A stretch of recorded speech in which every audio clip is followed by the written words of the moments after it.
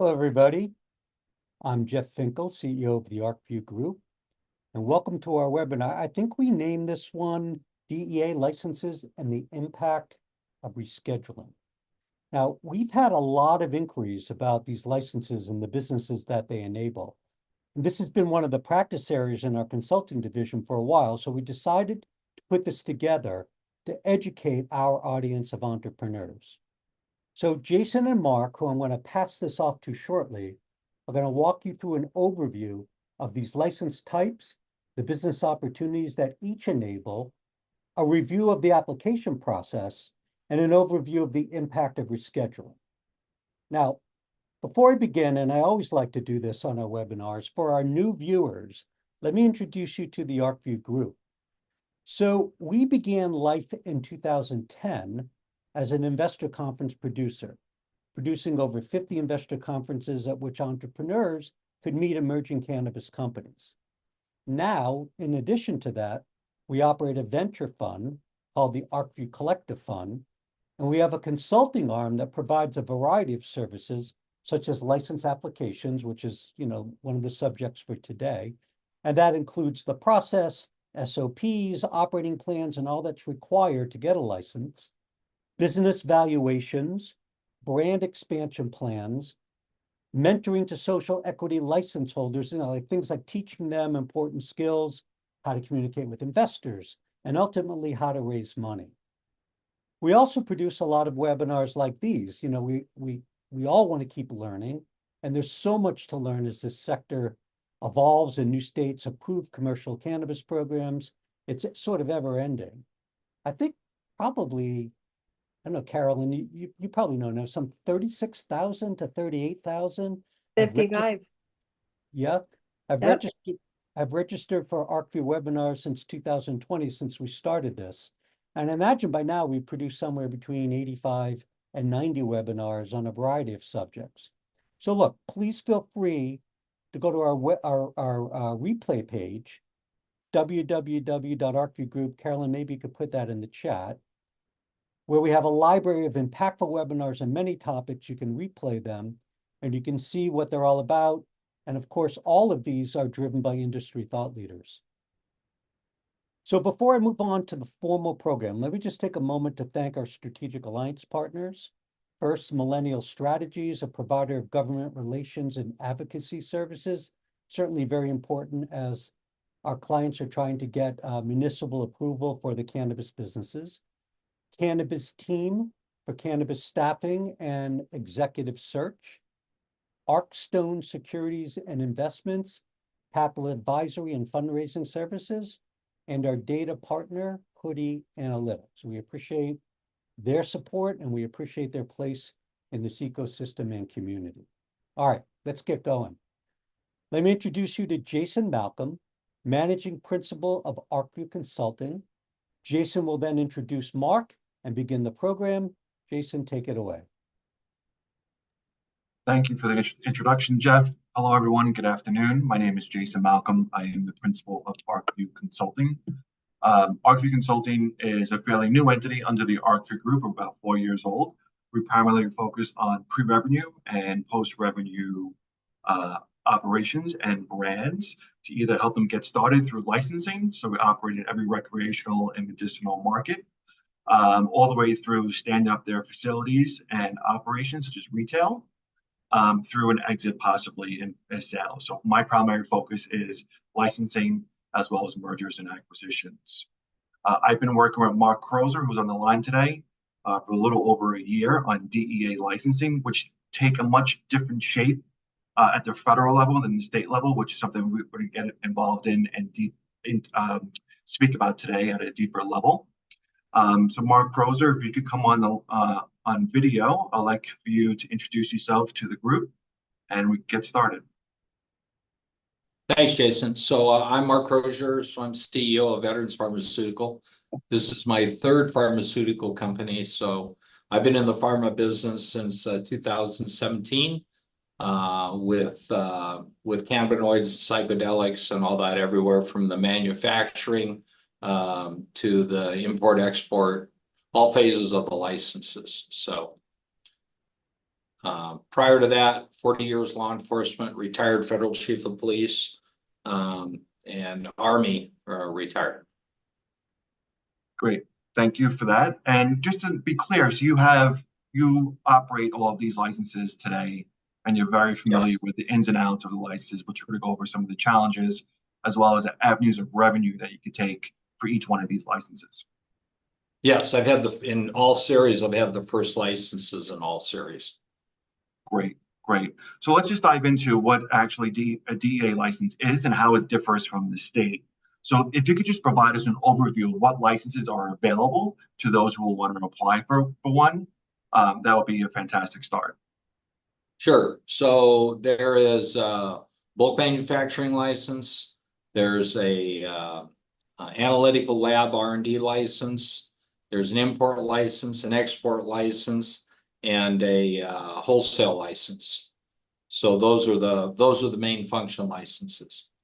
So bulk manufacturing license would be something similar to a grow operation with a state license. So if you were interested in growing cannabis, medical cannabis, for example, you will apply for the bulk manufacturing license. Or if you wanted to grow psilocybin mushrooms, you would go for the bulk manufacturing license. And then for the distribution aspect of things, you could distribute across state lines with these licenses, correct? Correct. You can go international. So you have three core licenses. You have the bulk manufacturing, the distribution, and the lab analytical. But then you have additional add-on licenses, which you briefly discussed with the import-export and the research and development, I believe, in the lab analytical side. Can you talk about a little bit about both of those add-ons and how they work? Sure. Well, the analytical lab and the R&D allow you to develop medicines, get FDA approval, and research. It allows you to go after government contracts, grants, and other revenue deals to help develop medicine. And they're about, I think now with the deregulation coming from 1 to 3, the R&D is going to quadruple. It's much harder to do an R&D with a class 1 drug than a class 3. So once it goes to 3, that whole market is really going to open up with the change of rules. So an R&D license will become valuable. Okay. For those interested in psychedelics or cannabinoids. And you're saying the lab analytical license will allow you to make your own medication. So can you just briefly discuss how that works and what's involved? Okay, so it allows you to develop it, not make it. You need the bulk manufacturer. So, but let's say you don't have the bulk manufacturer and you have the analytical lab and stuff. Then, as long as you use a licensed pharmaceutical GMP FDA approved facility to make the license to make the medicine, then you can go through the FDA approval, and that facility can then make your medicine for market. But then you need the your wholesale license to be to take it to market. I see. Yeah. So, and you could apply for all 3 license types. Is that correct? Are there any caps or any restrictions around one owner or a group of owners owning all 3 with the add-ons of import, export, and research and development? No, there's no restrictions. It's how basically, to give you an example, like let's say you're in California, you do a California C Corp. So it keeps the people that are involved in the day-to-day business are the ones that are looked at. So DEA isn't looking at your investors or any of that. It's the core people that run the business, and those are things we show you how to set up properly, put the right people in place to get those licenses. And you won't be your investor is doesn't matter. Doesn't matter. Okay. And then you won't be operating you got to operate at the federal level. So it's not state monitored or state regulated. It's at the federal level for that regulation aspect of it.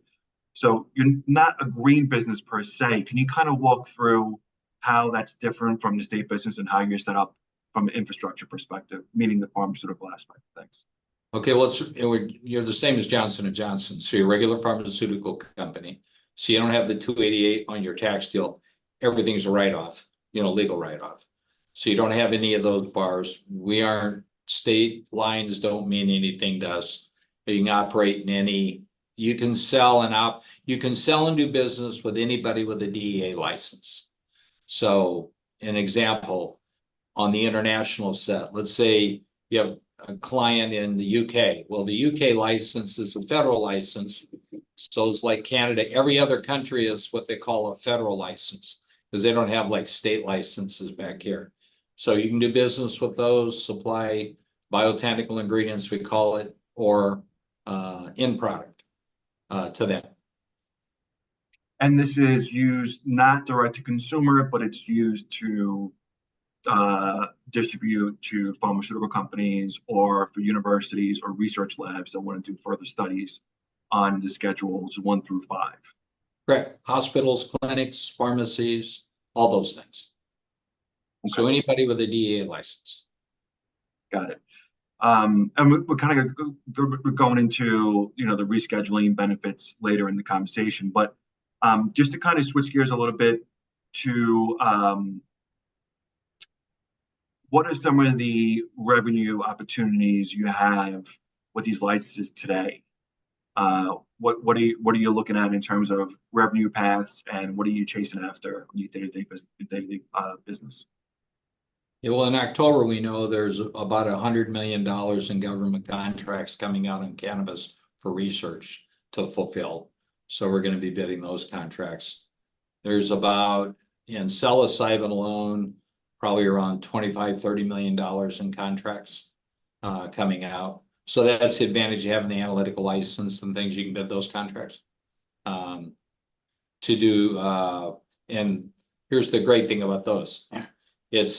It is doing studies for the government. So it doesn't matter what the end result is. You still get paid for the contracts. So let's say the end result isn't an FDA approved drug or anything. It's data. You're creating data and doing what the government asks you to do with it. Some of it's just testing and things like that.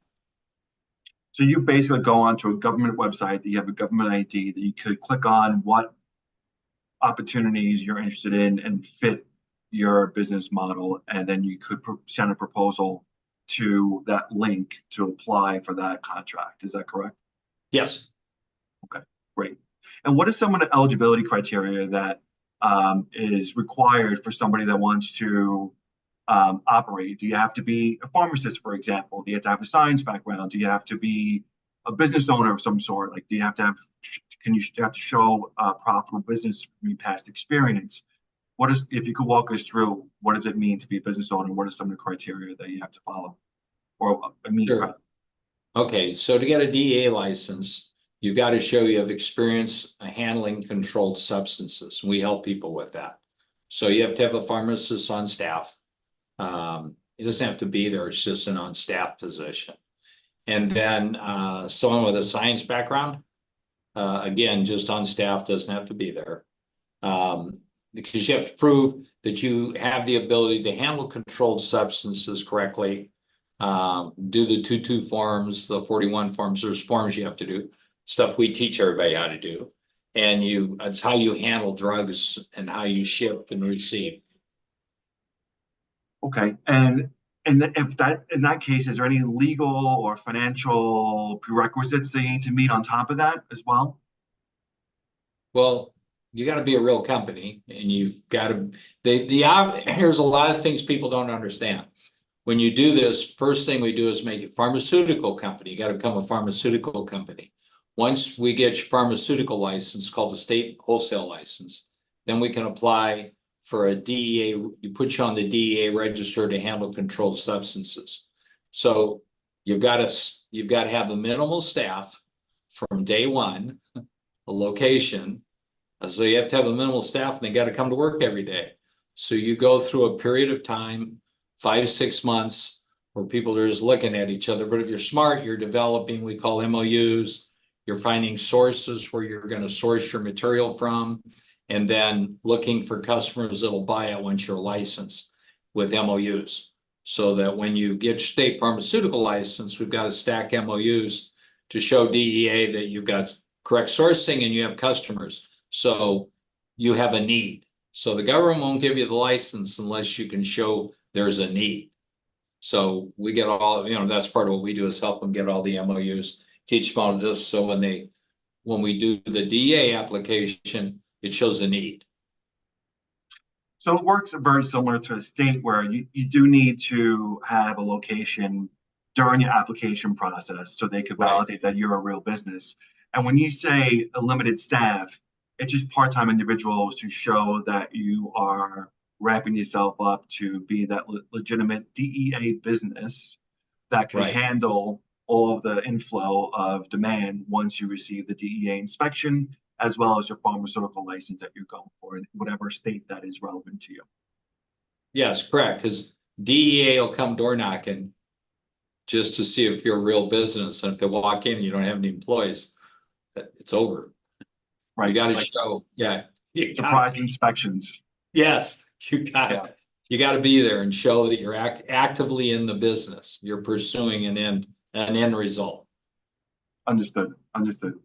And what exactly does your team do to help an applicant during the process? Obviously, you write the application strategy, but I know you do a lot more than that just to get everybody prepped for when they do go live. So if you could just talk a little bit about some of the services that you provide in this space and how that's valuable to them. Well, basically it's turnkey. We tell you, we do all the paperwork, write all your manuals, so that everything's up to date. Tell you exactly what you need to do to be successful, kind of the people you need to have on staff. Make sure you get your website built and tell you how it looks, if it'll pass. The government requires you to have a website. So, and then kind of just tell you kind of what you're going to be in for the ride. And make sure you get company emails set up and all the things to make it legitimate. Then along the way, you'll be getting questions from the state on your pharmaceutical wholesale license, and then from DEA, and all you do is forward those to us.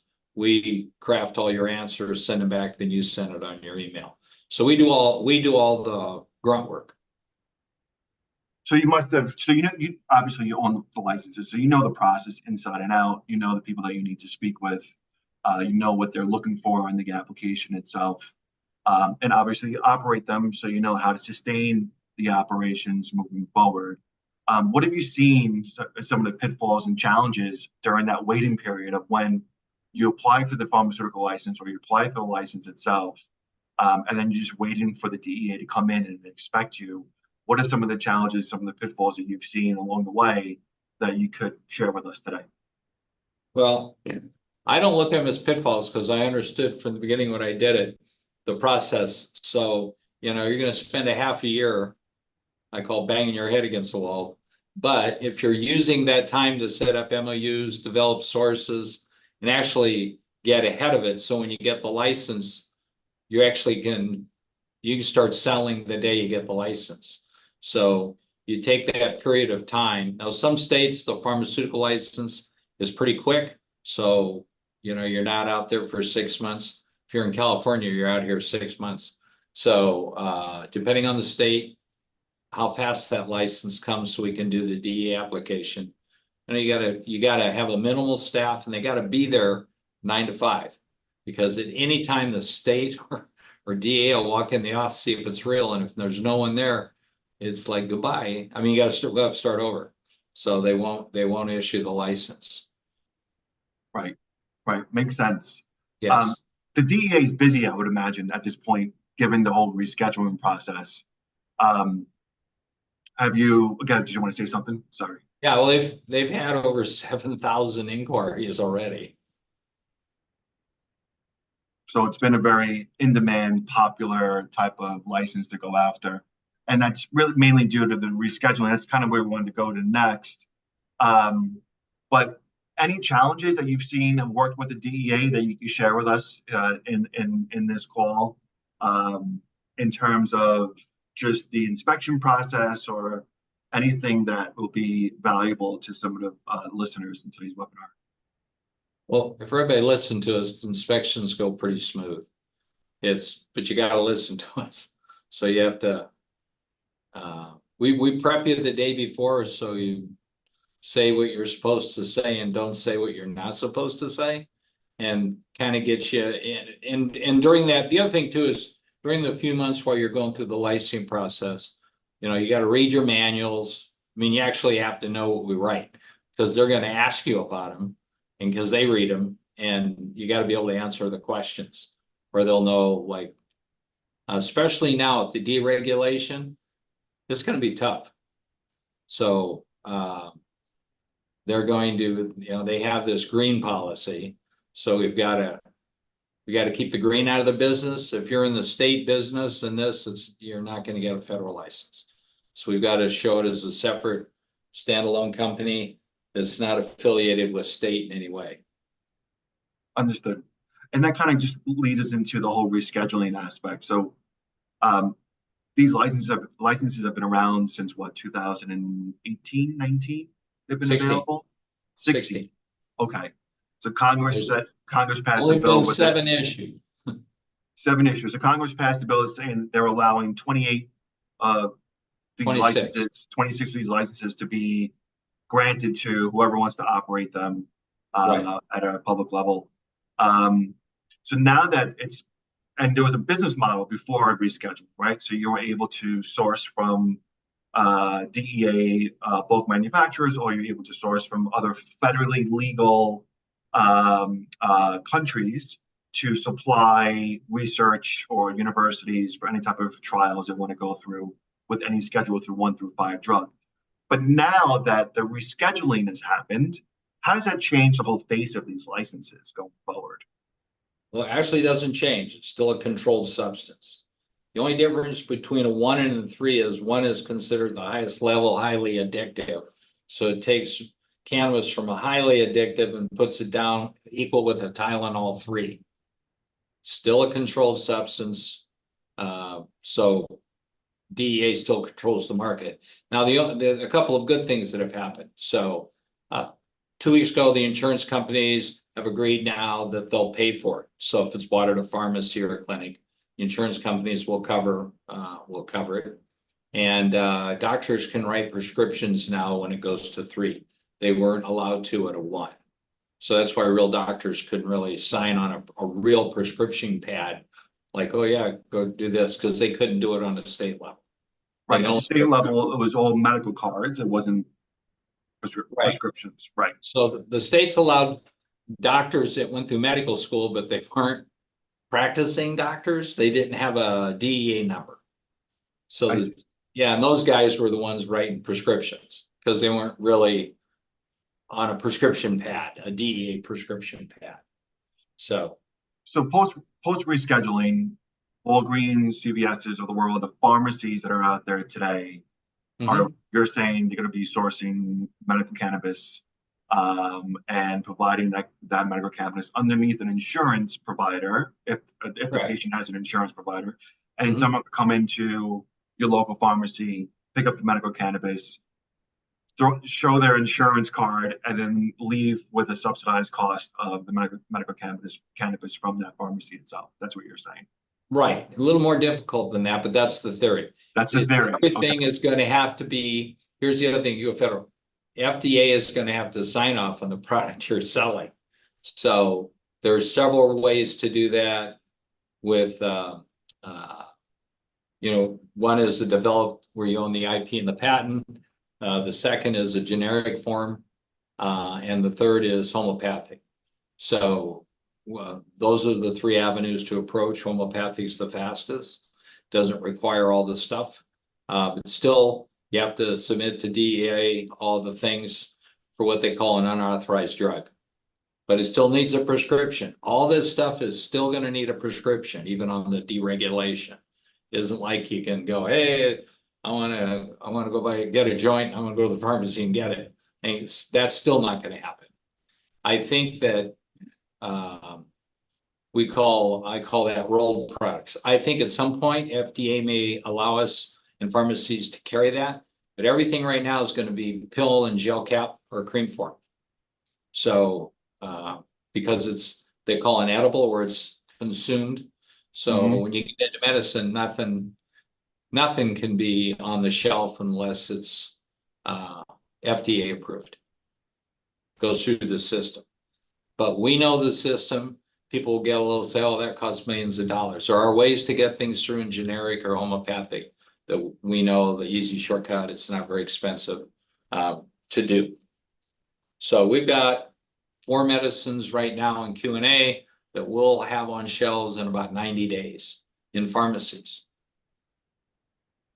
So, well, that's fast for the pharmacy. So I was assuming that the pharmacies would be carrying these medications or even the topicals and the edibles that you're talking about sometime in 2025. So you're saying once the rescheduling rules and guidelines are implemented, then the pharmacies could start carrying these medications? Is that the way it's going to work?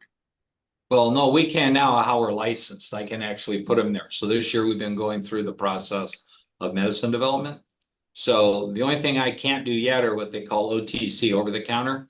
Once it goes free, we're going to be able to do some OTC, over the counter stuff approved by the FDA, where they approve the levels of, cannabis or CBD, all those things in it. So we'll be able to do some of those. So our market will, our business will quadruple when they get this done. And it is going to pass and will be implemented before the election. So I guess what's on everyone's mind is what happens to a lot of the state medical cannabis dispensaries that are out there? How would that impact some of the regulations at the state level if you're going to be offering pretty much a subsidized cost at your local pharmacies for what we're talking about, which is your edibles or your topicals? Do you have a point of view on that? I think it's going to change the state market drastically, just from my knowledge and being involved in this since 2016. So I think there's going to be anything medical, or states wanting to go medical now won't go because there's a solution. You can go to the pharmacy now. Right. So I think it could reframe how things are done. It's going to be interesting to watch. I know with the FDA, because you look at it this way, you can't even eat a Tootsie Roll that has not been FDA approved. So everybody sidestepped when they did the state deals that everything that you're buying at a dispensary is a consumable, and there's no FDA approval on it. Now with the deregulation down, bringing things down, I think people are going to find more problems with the FDA. Especially anybody making a claim on anything that it does this or does that. I think they're going to find more people where the screws are going to come down a little bit. And that's just me, and there's a lot of opinions on that, but I got in this business because I knew it was going to happen. So, and everything, and Jason, everything I've told you is come down the road. It's pretty much come true. Yeah, it's come true. Yeah. So, I was the federal chief of police. So I was involved in stuff at the beginning on how they were going to go and how Congress and Senate were thinking about how this thing was going to roll out eventually. So, but everything I've said since I started in this business, 2017, has come to fruition every which way down. So is it going to change it completely? I don't know. It is going to change it.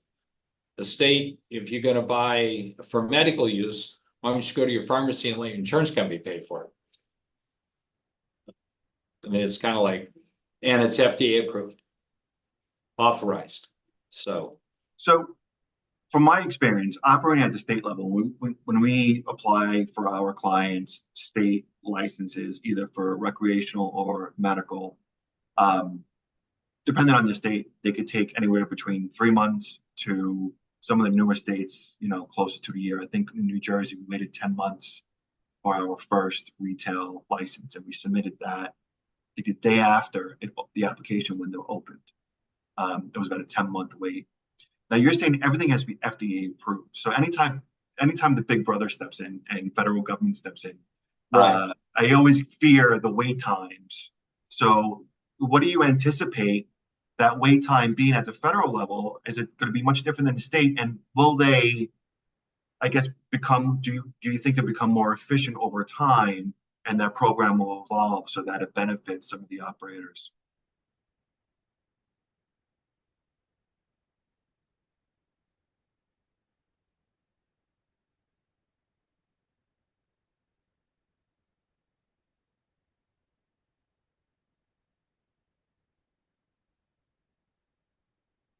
I think Mark froze. Yeah, I think he's frozen. I think he's frozen. Um, We can try and call him directly. In the meantime, Jason, do you want to try and answer some of the questions? I can. Oh, yeah. So Mark did freeze. It looks like. Where Yeah, should he'll I be back. start, Carolyn? Let's see.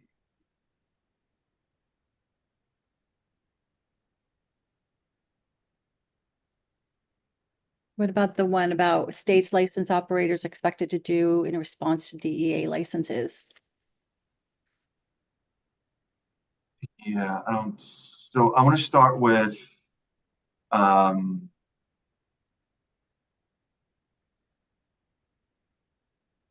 Yeah, so what state license operators are expected to do in response to DEA licenses? I think we touched a little bit upon this earlier in the conversation. So we do think it's going to be some level of change going forward with these licenses, especially at the state level, with medical operators. I'm not really sure how the state's going to handle that. I would assume the states are sort of grandfather the medical retailers in as recreational, and they can start selling at the recreational level, I would assume. Otherwise, medical dispensaries will have trouble saying a float out. Again, assumption because nothing is really live at the moment. But yeah, I'm assuming the state will grant them recreational status and they can sell at a recreational level. But buying flower at a pharmacy doesn't seem like it's going to happen overnight. I think that would take quite some time. As Mark said, it would be topicals and edibles at first. Mhm. Okay, great. And then there's one question that I believe Mark covered with us a while ago, so you probably have insight to this. How many of these DEA licenses are likely and expected and required to be awarded? And I think Mark just said something about they all have to be awarded before the election. Is I don't that think no, I don't think it have to be awarded before the election. I think what he said was the regulations will be implemented before the election. So the rescheduling itself, the rules and regulations of the rescheduling will be implemented before the election, with a 30 or 60-day comment period on those regulations itself. Um, so you're going to be able to apply for these licenses throughout throughout the life of how many licenses to give out to the public. So I still see that happening, until they kind of close the doors on these licenses at the federal level. If they do, I'm not really sure how that's going to work.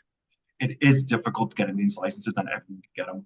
Some people, get rejected. Most people do. He said 7,000 licenses or applications were submitted. We don't have, I wouldn't say a pulse check on how many will get approved, but from what Mark is telling me, a lot will be rejected, and some will get approved. Is Was there there a specific finite amount though of licenses that they are giving out, or not they are getting out, that they're awarding? I think that there was a specific number. 26, but Yep. that's the bulk manufacturing level. For distribution and lab, you don't have those caps. That's my understanding. Got it. Is there advantages of DEA licensed companies with 280E taxation being waived for state licensed companies after their product is rescheduled? So with the DEA licensed companies, 280E won't apply. So you set yourself up as a pharmaceutical company. So you don't have to be in a green zone. So in every state, you have to adhere to whatever green zone that state or that municipality gives you.